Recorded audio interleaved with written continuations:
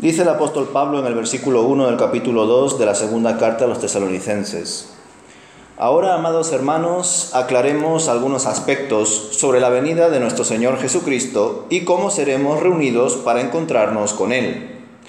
No se dejen perturbar ni se alarmen tan fácilmente por los que dicen que el día del Señor ya ha comenzado. No les crean, ni siquiera se afirman haber tenido una visión espiritual, una revelación o haber recibido una carta supuestamente de nosotros.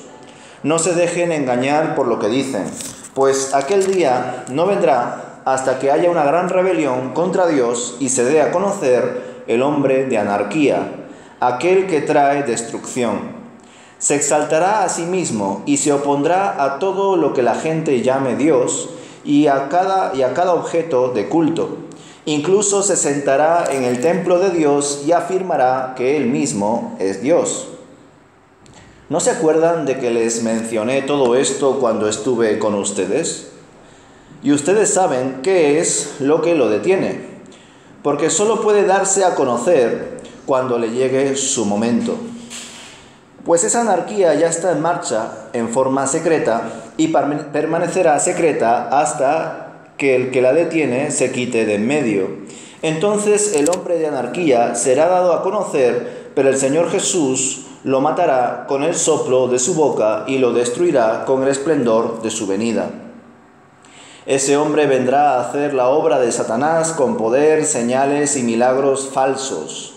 Se valdrá de toda clase de mentiras malignas para engañar a los que van rumbo a la destrucción, porque se niegan a amar y a aceptar la verdad que los salvaría. Por lo tanto, Dios hará que ellos sean engañados en gran manera y creerán esas mentiras. Entonces serán condenados por deleitarse en la maldad en lugar de creer en la verdad. En cuanto a nosotros, no podemos más que agradecerle a Dios por ustedes, queridos hermanos, amados por el Señor. Siempre estamos agradecidos de que Dios los eligió para que estén entre los primeros en experimentar la salvación. Una salvación que vino mediante el Espíritu, quien los hace santos, y por creer en la verdad. Él los llamó a la salvación cuando les anunciamos la buena noticia. Ahora pueden participar de la gloria de nuestro Señor Jesucristo. Con todo esto en mente, amados hermanos, permanezcan firmes y sigan bien aferrados a las enseñanzas que les transmitimos tanto en persona como por carta. Que nuestro Señor Jesucristo mismo y Dios nuestro Padre, quien nos amó y por su gracia nos dio consuelo eterno y una esperanza maravillosa, los conforten y fortalezcan en todo lo bueno que ustedes hagan y digan. Amén. Vamos a ver este capítulo 2 por varias secciones. La primera haciendo referencia a ese día final conocido como el Día del Señor. Por un lado vemos que los tesalonicenses creían que sus sufrimientos se debían a que el Día del Señor había llegado juntamente con el fin de los tiempos y el juicio universal. Es más, dentro de la comunidad de los tesalonicenses había un grupo que lo creía realmente, no creía que estaba ya cerca, sino que ya había llegado. El apóstol por eso llama a la reflexión sobre este error, haciendo hincapié en la verdad de que Cristo volvería antes del día del Señor. Punto ya expuesto en 1 de Tesalonicenses capítulo 4, versículos 13 al 18, que para refrescarlo un poco lo vamos a leer ahora rápidamente. Dice: Y ahora, amados hermanos, queremos que sepan lo que sucederá con los creyentes que han muerto, para que no se entristezcan como los que no tienen esperanza. Pues ya que creemos que Jesús murió y resucitó, también creemos que cuando Jesús vuelva, Dios traerá junto con él a los creyentes que hayan muerto. Les decimos lo siguiente de parte del Señor: nosotros, los que todavía estemos vivos, cuando el Señor regrese, no nos encontraremos con él antes de los que ya hayan muerto. Pues el Señor mismo descenderá del cielo con un grito de mando, con voz de arcángel y con el llamado de trompeta de Dios. Primero los creyentes que hayan muerto se levantarán de sus tumbas. Luego, junto con ellos, nosotros, los que aún sigamos vivos sobre la tierra, seremos arrebatados en las nubes para encontrarnos con el Señor en el aire. Entonces estaremos con el Señor para siempre. Así que anímense unos a otros con estas palabras. Como veis ya en la primera carta, en este capítulo 4 de la primera carta, versículos del 13 al 18, el apóstol Pablo les estaba expresando, vamos a decir, un orden cronológico de los sucesos durante el fin de los tiempos, durante ese famoso día del Señor. No obstante, había un grupo que, debido a todas las persecuciones y dificultades que estaban viviendo, pensaban que el día del Señor ya estaba cumpliéndose. Y sin embargo se habían olvidado de esta enseñanza. En los versículos 3 al 5 vemos cómo el apóstol Pablo refuta el error. Antes de que el día del Señor caiga sobre un mundo que ha rechazado a Cristo, primero tiene que venir la apostasía. Una apostasía que no solamente se trata de fe necesariamente, apostatar de la fe como se trata en otros textos, ¿verdad?, sino más bien una apostasía que signifique rebelión total y la caída completa en el error y en lo demoníaco del periodo que precederá inmediatamente a la venida de Cristo, que vendrá por supuesto en gloria. Esto lo leemos en varios versículos también, por ejemplo en Lucas capítulo 18, versículo 18.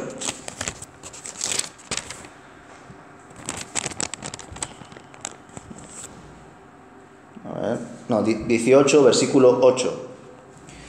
Les digo, dice Jesús, Él pronto les hará justicia, pero cuando el Hijo del Hombre regrese, ¿a cuántas personas con fe encontrará en la tierra?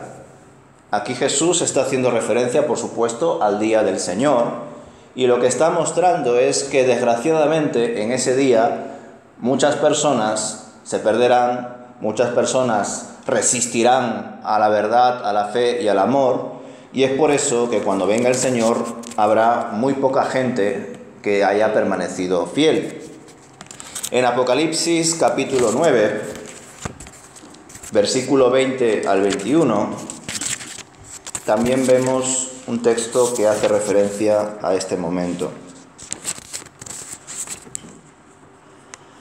Apocalipsis 9, versículo 20 y 21. Dice: sin embargo, los que no murieron en esas plagas, aún así, rehusaron arrepentirse de sus fechorías y volverse a Dios. Siguieron rindiendo culto a demonios y a ídolos hechos de oro, plata, bronce, piedra y madera. Ídolos que no pueden ni ver, ni oír, ni caminar. Aquí se nos está expresando pues la depravación de la humanidad en la venida del Señor, que aún en medio del caos, aún en medio de esa gran tribulación, la gente no querrá recibir a Dios en su corazón. Por otro lado, también vemos que tiene que manifestarse, es necesario que se dé a conocer el famoso anticristo, llamado aquí el hijo de perdición o el hombre de iniquidad, o en esta versión de anarquía, que en definitiva es el último gobernante del mundo, inspirado, motivado, guiado por el demonio. En el libro de Daniel, capítulo 11, versículo 36, vemos una alusión a ello.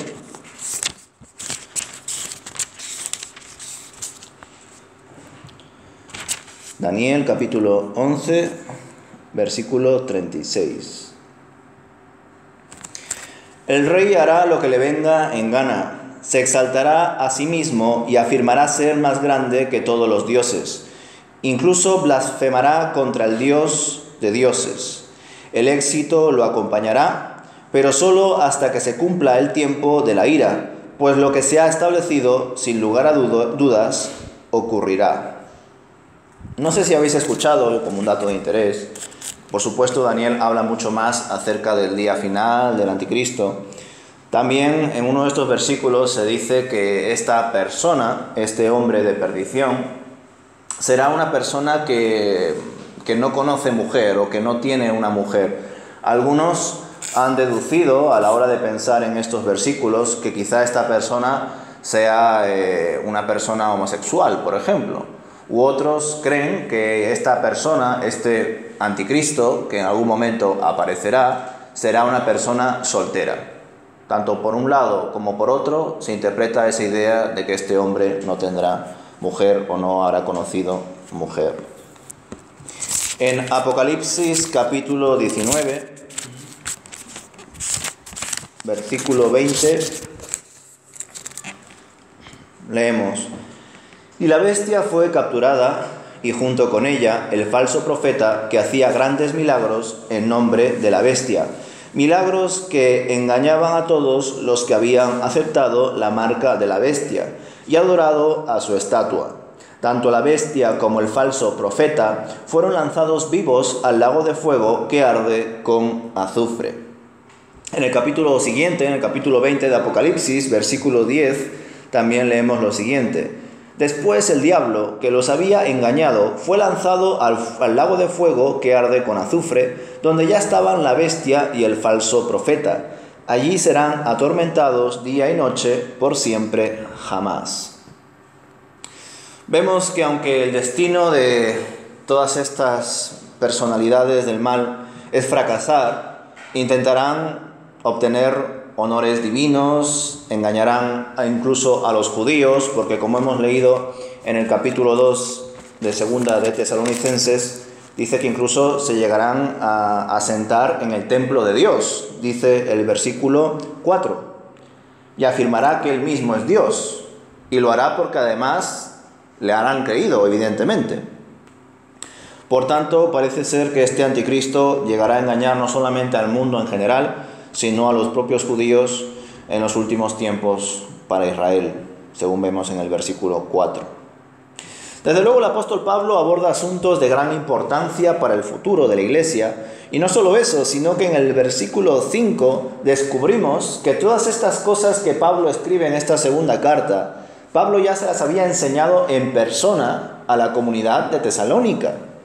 Y esto es impresionante, hermanos, porque incluso hoy muchas iglesias, incluso pastores que disponen de las Escrituras, lo tienen que abrir y escudriñar, y aún así muchas veces no lo hacen, pues desgraciadamente nos damos cuenta de que pese a esa ineptitud a veces de la iglesia, afortunadamente en este tiempo el apóstol Pablo era muy responsable a la hora de enseñar las doctrinas fundamentales del cristianismo. Pero no solamente eso, hermanos, debemos de recordar que la comunidad de Tesalónica era una comunidad muy joven. Era una congregación que había sido plantada e inaugurada, por supuesto por el Espíritu Santo, pero con la ayuda de Pablo y sus colaboradores. Por tanto, estamos hablando de una iglesia recién nacida, con creyentes neófitos, nuevos, recientes. Y sin embargo el apóstol Pablo no perdió tiempo para exponerle la verdad del Evangelio y todas las doctrinas fundamentales del cristianismo. Es increíble saber que el apóstol Pablo, en medio de esa enseñanza, les expuso algo tan profundo, tan relevante, como qué es lo que va a pasar en el fin de los tiempos. Y sin embargo, hoy en día hay iglesias que tienen 20, 30, 40, 50 años de historia y ignoran estas cosas, ¿verdad? Sigamos con la siguiente sección de los versículos del 6 al 9. Aquí ya se habla más, ¿verdad?, acerca de este personaje y también de otra persona muy importante que el apóstol Pablo no lo menciona con nombres y apellidos, pero creo que es evidente quién es. Se nos introduce a partir del versículo 6 que hay una persona que está frenando el desarrollo y la manifestación de las fuerzas demoníacas y del mal en general en esta era. Y esta persona es, por supuesto, el Espíritu Santo. El Espíritu Santo, desde los días de Pentecostés, viene edificando la iglesia y morando en ella, guiando a la comunidad y, por supuesto, habitando en cada uno de los hijos de Dios. Y seguirá haciéndolo hasta que sea quitado de en medio. ¿Y cuándo va a ser quitado de en medio el Espíritu Santo? Pues esto ocurrirá cuando la iglesia en que habita el Espíritu sea arrebatada para recibir al Señor en el aire, como hemos leído en el capítulo 4 de la primera carta de los Tesalonicenses, versículos 13 al 18. Por consiguiente, cuando el Espíritu sea llevado junto con la iglesia en el arrebatamiento, hará su aparición el anticristo, el cual ya está, pero no se ha manifestado públicamente, no ha mostrado todo su poder y sus falsos milagros. Versículo 6. Y llegará a su plenitud ese ministerio de maldad, de iniquidad, de perdición, según la versión que tengáis.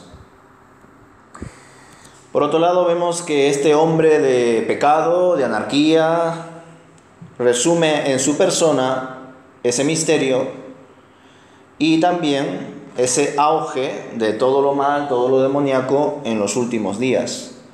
Usará manifestaciones milagrosas, que también aparece esto mencionado en otros libros, lo cual da peso a lo que el apóstol Pablo está revelando. En el Evangelio de Mateo, que ya sabéis que de los 4 evangelios es el evangelio más apocalíptico, en el capítulo 24 de Mateo, en el versículo 24, dice: pues se levantarán falsos mesías y falsos profetas y realizarán grandes señales y milagros para engañar, de ser posible, aún a los elegidos de Dios. Vemos en Apocalipsis capítulo 16, a partir del versículo 13, y vi que de la boca del dragón, de la boca de la bestia y de la boca del falso profeta saltaban 3 espíritus malignos que parecían ranas. Estos son espíritus de demonios que hacen milagros y salen a reunir a todos los gobernantes del mundo para pelear contra el Señor en la batalla del gran día del juicio de Dios el Todopoderoso. Miren, yo vendré como un ladrón cuando nadie lo espere. Benditos son todos los que me esperan y tienen su ropa lista para no tener que andar desnudos y avergonzados. Y los espíritus de demonios reunieron a todos los gobernantes y a sus ejércitos en un lugar que en hebreo se llama Armagedón, que yo creo que este nombre os suena. Por supuesto, ya sabéis que él será destruido en el advenimiento de Cristo, y Satanás será atado y arrojado al abismo junto con la bestia y el dragón y el falso profeta.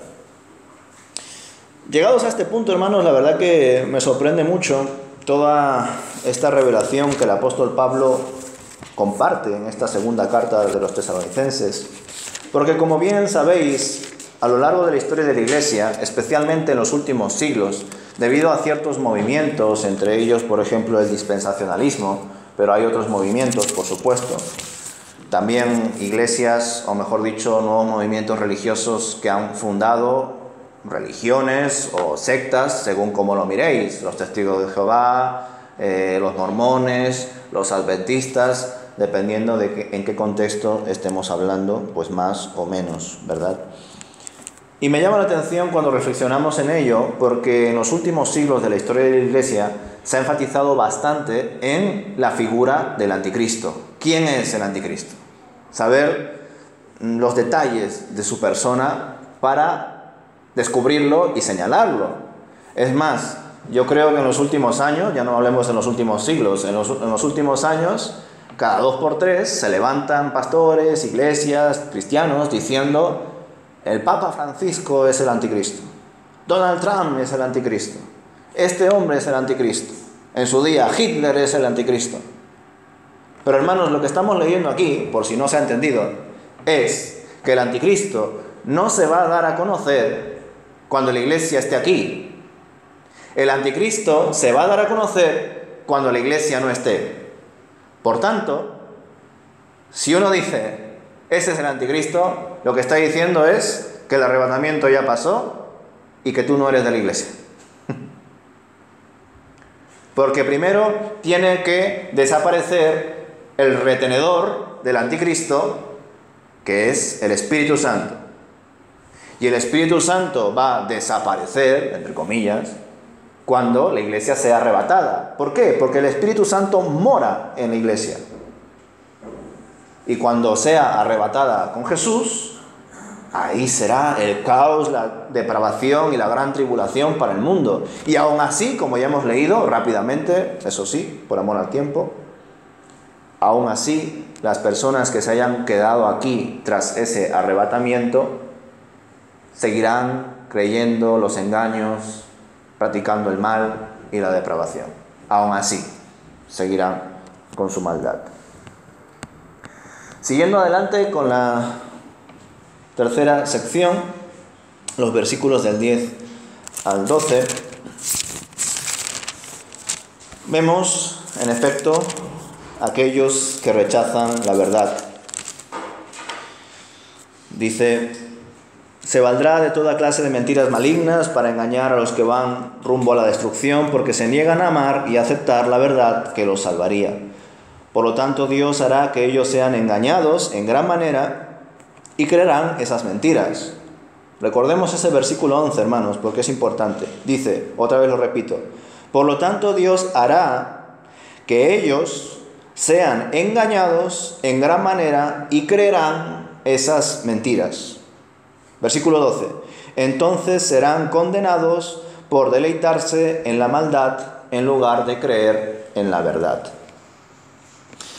El engaño demoníaco, que durante la era de la Iglesia actúa de una manera restringida, ya sabéis, porque está el retenedor, el Espíritu Santo, actuará posteriormente, cuando el Espíritu Santo desaparezca, la Iglesia sea arrebatada, de manera implacable. Por esta razón, la multitud de creyentes, pues evidentemente se habrán marchado, y los no creyentes caerán directamente en el engaño demoníaco, pues no acogieron el amor de la verdad para ser salvos. Ahora bien, lo que me llama la atención de esta pequeña sección es el papel activo de Dios en medio de la acción del maligno. Pues el poder engañoso, según el versículo 11, les es enviado para que todos sean juzgados y hallados culpables por no haber creído a la verdad. Es más, se gozaron de la injusticia y de la depravación. Leer estos textos, hermanos, aunque nos puede costar rumiarlos, trabajarlos, por supuesto es la revelación de Dios y nos debe de motivar a entender cómo funciona el Señor en medio de la historia. Porque ya os lo comenté en otras ocasiones, que cuando hablamos muchas veces de guerras o de caos, incluso de catástrofes naturales o de pruebas dentro de la iglesia o dentro de uno mismo, hay un gran sector de la iglesia cristiana que piensa que todo eso es simplemente porque Dios lo permite, que todo eso es porque el mal está actuando fuertemente como león rugiente, etcétera, y que Dios está como a un lado, pasivo, y solamente permitiendo que eso pase. Muchos cristianos de este sector piensan que el mal es la ausencia del bien. Pero eso es mentira. Porque el mal no es un efecto, es una persona consciente, inteligente, bien organizado. Y por otro lado, tenemos por supuesto a Dios. Pero, desgraciadamente, cuando decimos que en un lado tenemos el maligno y en otro lado tenemos a Dios, caemos en el dualismo, diciendo por un lado está el maligno, por un lado está Dios, se están enfrentando. No es así, hermanos. Eso es un gran error que hemos heredado del pensamiento occidental de hace muchos siglos. Dios no está en el mismo lugar que Satanás. Jesús no está echando un pulso con el diablo, como os enseñé en su día una imagen aquí. Jesús, Dios, está por encima del maligno. Y cuando el maligno opera, Dios no está pasivo, ausente o permisivo. Dios está activo. Y esto nos puede chocar bastante cuando somos personas que solamente hemos escuchado aquellos textos, versículos de la Biblia, del Evangelio, que son inspiracionales, devocionales, promesas, bendiciones. Pero cuando se expone todas las Escrituras, nos damos cuenta de que eso no es congruente con la persona de Dios. Nos damos cuenta de que ese Dios que nos han predicado no es el Dios verdadero. Por supuesto, a lo largo de la historia de la Iglesia también ha existido la otra parte. Predicadores, pastores, sacerdotes, etcétera, que solamente han hablado de un Dios airado, enfadado, que a cualquier problema que surja o cualquier pecado que tengas te manda al infierno. Ya sabéis que eso a lo largo de la historia de la Iglesia también ha pasado. Un discurso de castigo de control, de dominio, para que la gente tenga miedo a la iglesia, para caer en la superstición, para que ofrendes, diezmes o des, ¿verdad?, cualquier tipo de retribución para ganar el cielo. Indulgencias para que mi ser querido pueda salir del purgatorio e ir al cielo. Y todo esto, junto con las guerras santas, la Inquisición y la gran manipulación general, pues por supuesto lo ha hecho la Iglesia Católica en sus épocas más oscuras. Pues ni un lado ni otro, hermanos. Y ese es el gran problema, que la Iglesia Católica en su día, ahora ya no, ha abusado bastante de la manipulación de sus feligreses, metiéndoles miedo, exponiéndoles a un Dios airado. Pero el problema es que ahora muchos evangélicos nos hemos ido al otro lado. Solamente Dios es un Dios de amor, permisivo, todo vale, Dios te perdona, no te preocupes, sigue adelante, sin considerar la disciplina, la restauración, nuestros deberes. Nosotros debemos ir más allá de catolicismo, evangélicos, todo eso, porque nosotros no debemos tener esas etiquetas. Nosotros debemos de seguir a Jesús por encima de todo. Y seguir a Jesús implica leer la palabra de Dios, reflexionar junto con la iglesia, crecer conjuntamente, corregirnos los unos a los otros, porque todos nos podemos equivocar, y crecer juntos. Pues como vemos aquí, hermanos, aunque nos choque, versículo 11, por lo tanto, Dios hará que ellos sean engañados en gran manera y creerán esas mentiras.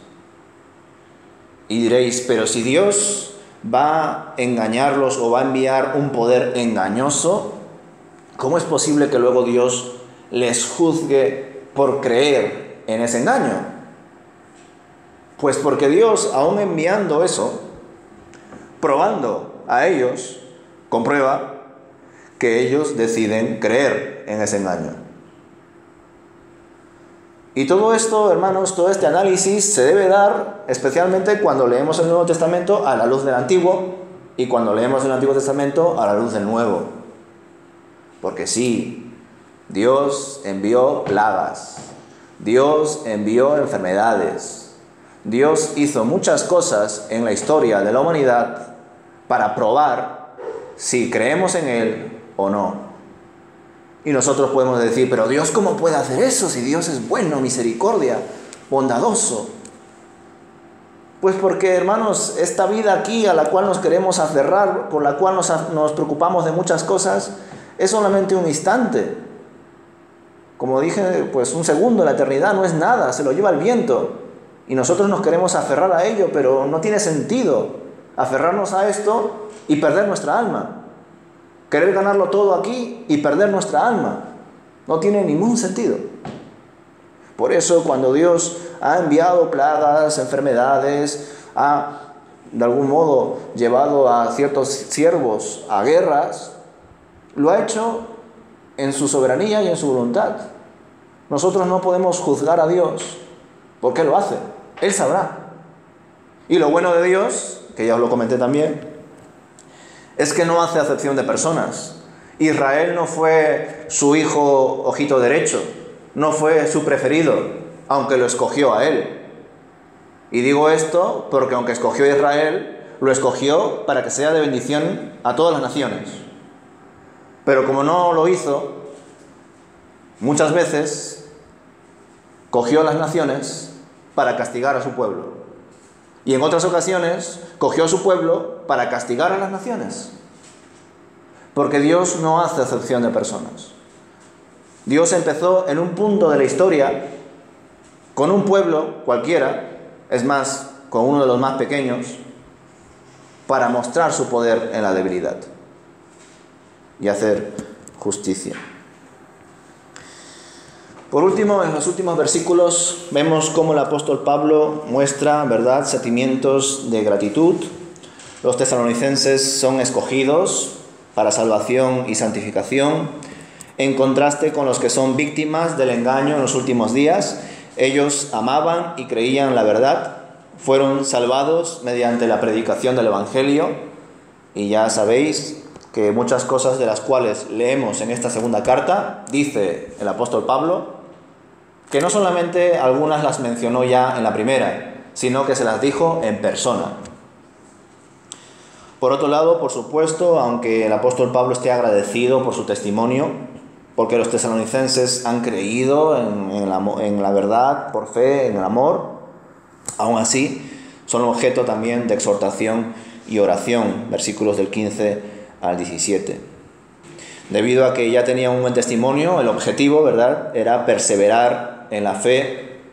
Por ello, la exhortación era que se mantuvieran firmes y fieles a la doctrina que se les había enseñado, es decir, lo que se les había transmitido por la enseñanza, tanto en persona como por cartas. Y la oración era para confortarlos y arraigarlos en toda buena palabra y obra. Con esto, hermanos, vemos que, por supuesto, el apóstol Pablo pudo enseñar muchos asuntos de gran importancia cuando estuvo físicamente con los tesalonicenses. Por esta razón, en la primera carta no pretende repetir todo lo que ya dijo en persona, sino más bien mostrar más asuntos de importancia y reiterar aquellos puntos de las doctrinas cristianas que el apóstol Pablo consideraba que eran fundamentales. Es evidente que, aunque en líneas generales el testimonio de la iglesia de Tesalónica es muy bueno, ya os lo dije en su día, probablemente la iglesia de Tesalónica haya sido la iglesia modelo de todo el Nuevo Testamento, aunque con errores, y la prueba de ello es que en la segunda carta se expresa claramente que dentro de esta congregación había un grupo de hermanos que estaban torciendo la primera carta diciendo: no, ya es el día del Señor, ya estamos en los últimos tiempos, ¿para qué tenemos que trabajar? Que eso es lo que veremos ya el próximo domingo en el capítulo 3. Bueno, si el Señor ya viene, pues ¿para qué me voy a afanar en trabajar?